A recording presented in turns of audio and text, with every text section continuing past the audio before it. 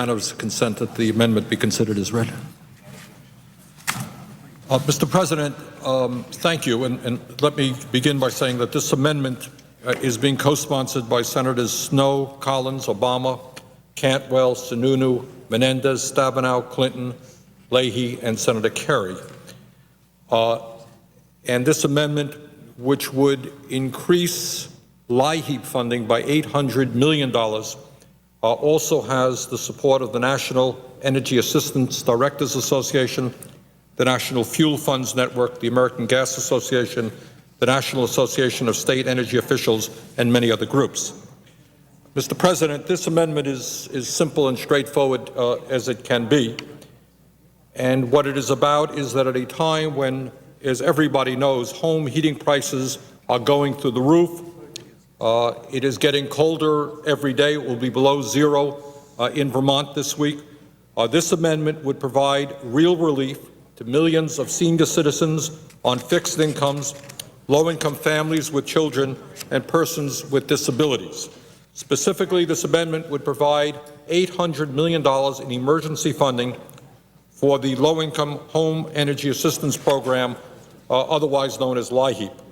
$400 million of this funding would be distributed under the regular LIHEAP formula, and the other $400 million would be used under the contingency LIHEAP program. Mr. President, last month I introduced the Keeping Americans Warm Act to provide $1 billion in emergency LIHEAP funding. I am pleased that this bill has garnered 26 co-sponsors, 19 Republicans, 19 Democrats, 6 Republicans, and 1 independent. In addition, as you know, on December 3rd, 38 senators co-signed a letter spearheaded by Senators Jack Reed and Susan Collins to the Labor HHS Education Appropriations Subcommittee Chairman Harkin and Ranking Member Specter, urging the Appropriations Committee to provide a total of $3.4 billion in LIHEAP funding. And as you know, there is a lot of discussion right now in seeing that there be a substantial increase in LIHEAP funding in the economic stimulus bill that is being talked about, which I certainly support. And I would also like to take this opportunity to commend Subcommittee Chairman Harkin, Ranking Member Specter, Appropriations Chairman Byrd, Ranking Member Cochran for providing a total of $2.6 billion in funding for LIHEAP in the omnibus appropriations bill. And I understand how difficult it was to have reached a deal on this bill, and I appreciate everything that Senator Byrd and the others have done for LIHEAP to make sure that people in our country do not go cold. Unfortunately, Mr. President, this $2.6 billion in funding for LIHEAP, while an 18% increase from last year, is still 23% below what was provided for LIHEAP just 2 years ago. And that 23% reduction is not even adjusted for inflation. And I'm talking about nominal dollars. 2 years ago, as I think every American fully understands, the price of heating oil was less than $2.50 a gallon. Today, it is over $3.36 a gallon. In central Vermont, we have seen prices as high as $3.73 a gallon for heating oil. This winter, consumers are projected to pay over $1,800 to heat their homes with heating oil. $1,800 just to stay warm this winter. This winter, it is projected that consumers will be paying over $1,600 to heat their homes with propane. 2 years ago, they only paid $12.81. Mr. President, these skyrocketing prices are already stretching the household budgets of millions of families with children, senior citizens on fixed incomes, and persons with disabilities beyond the breaking point. I cannot tell you, and I'm sure the situation is not radically different in Pennsylvania, how many people are telling me when they see these heating bills they can't believe it, and they just don't know how they're going to stay warm this winter. Unfortunately, the spike in energy cost is completely eviscerating the purchasing power of this extremely important program in state after state. If Congress does not act soon to confront this problem head on, and this is a problem that is existing now and will get worse in late January and in February, I fear for the public health and safety of many of our most vulnerable citizens. Mr. President, the point is we have got to act. We have got to act. Now, I support any and all efforts to expand LIHEAP, but frankly, it will do less good if it is passed in March or in April than it will if it is passed in January and February. We need to get the money out to people now so that they do not go cold.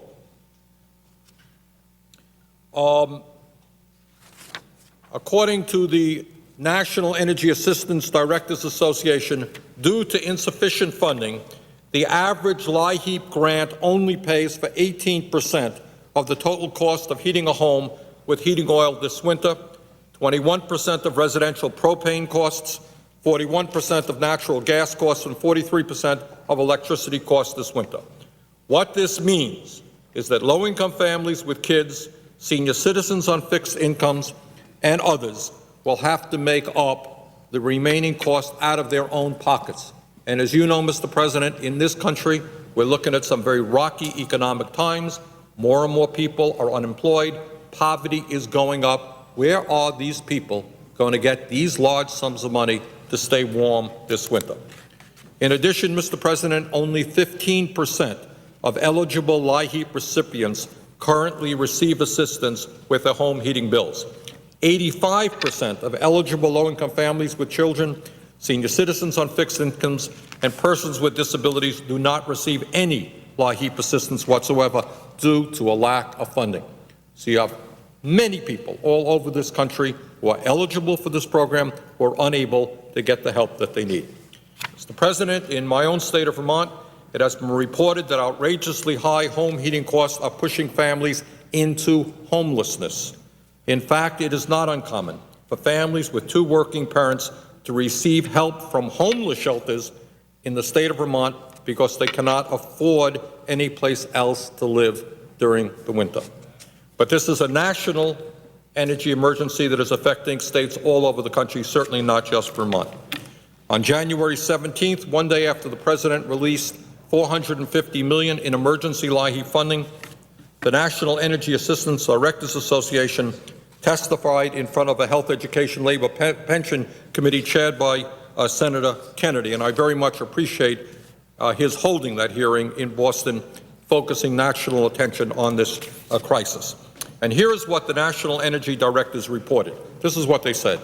In Arkansas, the number of families receiving LIHEAP assistance is expected to be reduced by up to 20% from last year if they are not able to get more funding.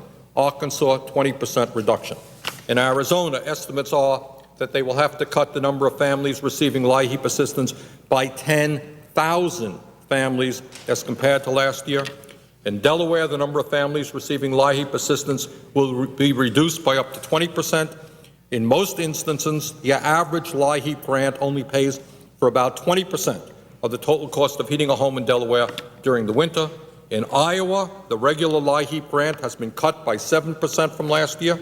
The average LIHEAP grant in Iowa is $300. 2 years ago, the average grant was $450. The state of Kentucky could run out of LIHEAP funding as early as next February. In Maine, the average LIHEAP grant will only pay for about 2 to 3 weeks of home heating costs in most homes in that state. And I can tell you that it stays cold for a lot longer than 2 or 3 weeks in Maine and New England. In Massachusetts, the spike in energy costs means that the purchasing cost for LIHEAP has declined by 39% since 2006. The state of Minnesota can run out of LIHEAP funding as early as February. In New York State, many households have already exhausted their entire LIHEAP funding.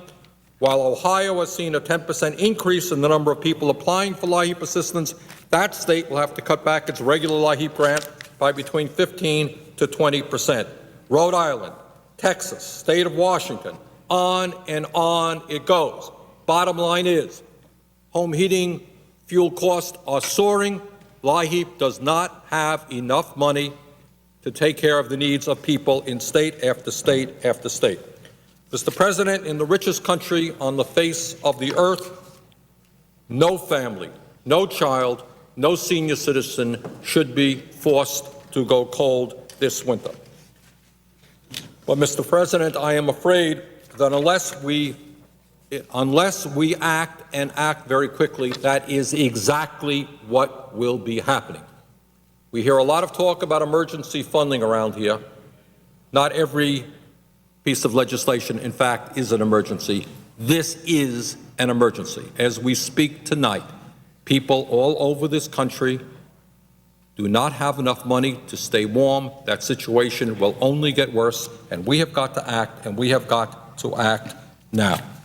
So, Mr. President, let me again thank the many co-sponsors of this legislation. It is certainly bipartisan. There are cold people in Republican states, Democratic states, independent states.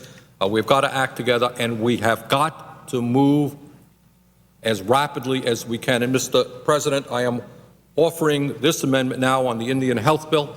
I will offer it at every opportunity that I can. So I look forward to working with the members of the Senate to see that we do the right thing so that no American goes cold this winter. And Mr. President, I yield my time.